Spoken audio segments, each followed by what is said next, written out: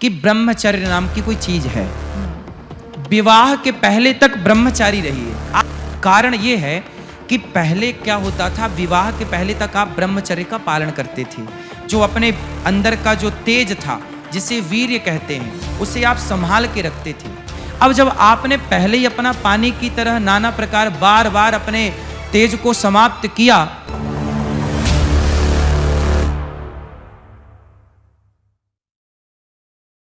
गुरुजी आपने कहा ना कि सिखाना चाहिए, तो अब इससे एक और टॉपिक खुल रहा है, वो है सेक्स एजुकेशन का, है ना, कि लोगों को बताना चाहिए, बच्चों को बताना चाहिए। लेकिन the word sex is very taboo, मतलब लोग बात नहीं करते हैं। करनी चाहिए, खुल के बात करनी चाहिए, बिल्कुल करनी चाहिए। आज आवश्यकता है कि इस विषय पे हम और आप खुल के बात करें और बच्चों को ना जागरूक करें। छोटे छोटे बच्चे हैं ना, क्या होता है, छोटे बच्चे हैं, जैसे 15 साल का 14 साल का लड़का। एक बार क्या हुआ, एक माँ मेरे पास आई, उसकी 14 साल की लड़की थी।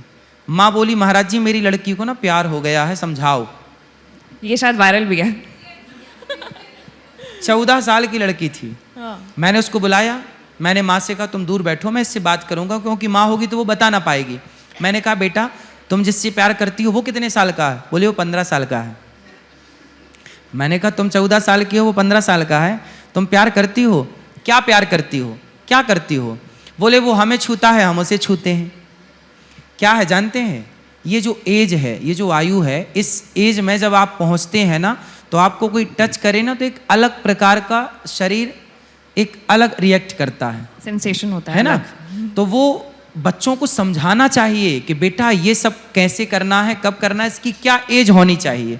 इसीलिए उसको बताओ कि आप विवाह के लिए तैयार हो जाइए। ये सब विवाह के बाद के विषय हैं। अभी आप अपने को केवल पढ़ाई पे समर्पित करो, केवल मन पढ़ाई पे लगाओ, ये सब नहीं। इसलिए कहते हैं ना कि लड़कों को, लड़कियों को, इसलिए लड़कों की दोस्त लड़के ही हों और लड़कियों की दोस्त लड़की ही हों। लेकिन फिर गर्लफ्रेंड बॉयफ्रेंड का कल्चर बिल्कुल गलत है। क्यों बाबा? क्यों? इसी से तो 35 टुकड़े हो रहे हैं। मतलब क्या है ये? आप पत्रकार हैं, आप जानते हैं जी। देखिए, नहीं मैं आपसे समझना चाहती हूँ। देखिए समझने चाहते हैं तो समझिए। देखिए होता क्या है कि आज के युग में क्या है, लड़का लड़की साथ में रहने लगते हैं जी। साथ में रहते तो हैं, लेकिन लड़की जो होती है ना वो सच्ची होती है। लड़कियों का नेचर क्या होता है, वो जिससे प्यार करती है ना वो समर्पण कर देती है। बिल्कुल। मैं आपसे प्यार करती हूँ, आपके लिए मेरा तन मन धन जीवन सर्वस्व अर्पण है। जबकि कुछ लड़कों की ऐसी नियत नहीं होती, वो क्या करते हैं, आपका शोषण करते रहते हैं। जब तक आपके साथ मन हुआ रहे, फिर वो दूसरी ले आएंगे, फिर वो तीसरी ले आएंगे। लेकिन आपने तो एक में ही मन लगा रखा था। उस लड़के ने यही तो कहा था कि हमसे विवाह करो, आप हमारे संग जब लिव इन में रहे, अब विवाह करो। जब विवाह का दबाव बनाया और उस लड़के ने विवाह नहीं किया, तो लड़की ने बोला मैं सबको बताऊंगी, तो उसने उसके 35 टुकड़े कर दिए। घटना आपकी टीवी पर तो चली थी। किस दृष्टिकोण से आप देखना चाहते हैं वो आपका नजरिया, पर मेरी दृष्टि तो कहती है कि ब्रह्मचर्य नाम की कोई चीज है।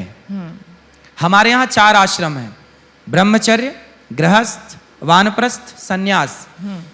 विवाह के पहले तक ब्रह्मचारी रहिए। आपने एक छोटा सा विज्ञान में आपको बताऊं, आज आपने देखा होगा, मैं आपसे एक छोटा सा सवाल पूछूं, उत्तर दीजिएगा।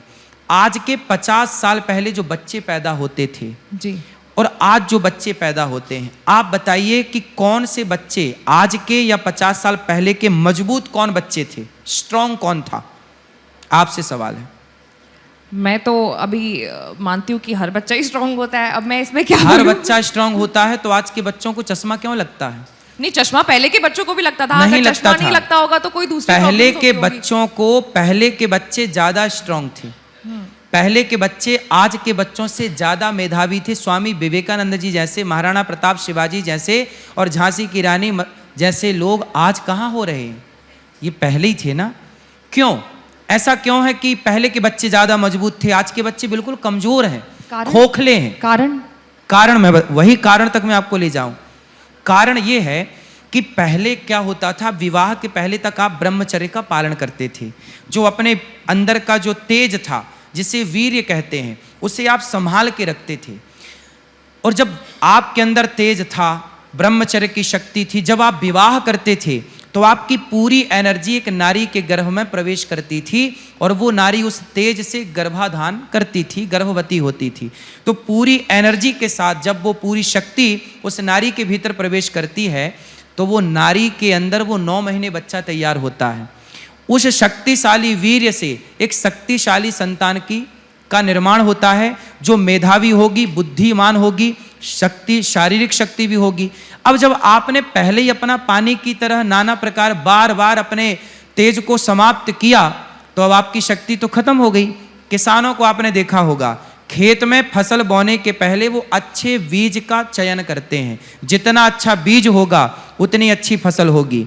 तो कुल मिला के आपको कह दूं कि आप यदि ब्रह्मचर्य का पालन करते हैं विवाह के पहले और उस पूरे ब्रह्मचर्य की शक्ति से एक अच्छी संतान उत्पन्न करना चाहते हैं तो वही संतान राष्ट्र का निर्माण करेगी, वही कुछ करेगी, वरना ऐसे तो गीदड़ खूब हैं।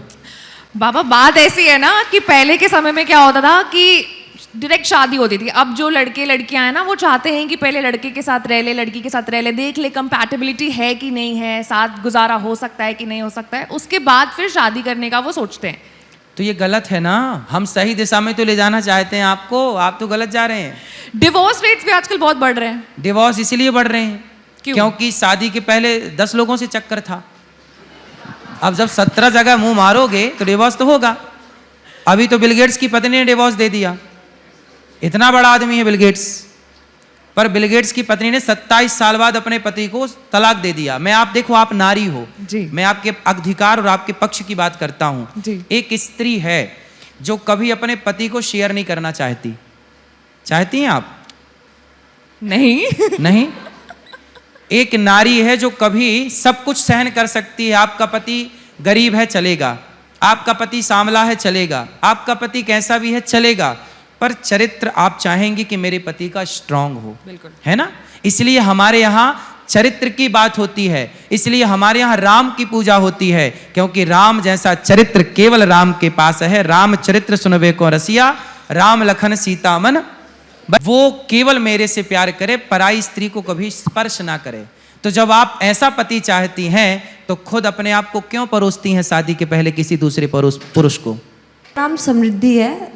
अभी जैसे कि मैम ने बात करी कि बहू बेटियों की बात हुई, जैसे कि माँ एक बेटे को, आपने बोला कि माँ को अपने बेटे को सिखाना चाहिए। तो आपको नहीं लगता कि अगर एक घर की बेटी किसी के घर जा रही है और उसके साथ गलत हो रहा है तो वो अपनी आवाज़ नहीं उठा सकती? बिल्कुल उठाना चाहिए। आपने बोला कि गुलाब के साथ कांटा गुलाब के साथ अगर कांटा हो तो गुलाब हट नहीं सकता वहां से, ये बोल के कि मुझे कांटा चुभ रहा है। चाहे स्त्री हो और चाहे पुरुष हो, कई बार पुरुषों के साथ भी गलत होता है, कई बार स्त्रियों के साथ भी गलत होता है। तो जिसके साथ गलत हो वो बिल्कुल आवाज उठाए। छोटी मोटी बात में ना तलाक नहीं होना चाहिए, छोटी मोटी बात पे झगड़ा नहीं करना चाहिए। सास ने आपको डांट दिया, अब कहो नहीं जी मैं आवाज उठाऊंगी, सास डांटती है। भाई डांटेगी ही जब आप गलत करोगी तो। माँ है, 2-4 डांटे सह भी लो ना। रिश्ते कैसे चलते हैं? 2-4 बात आपकी माँ आपको डांटती नहीं है, बचपन में आपकी माँ ने आपको डांटा नहीं, फिर तो आपकी सास भी आपको डांटेगी, आपका ससुर भी आपको डांटेगा। हर माँ बाप चाहते हैं कि आप अच्छे से रहें,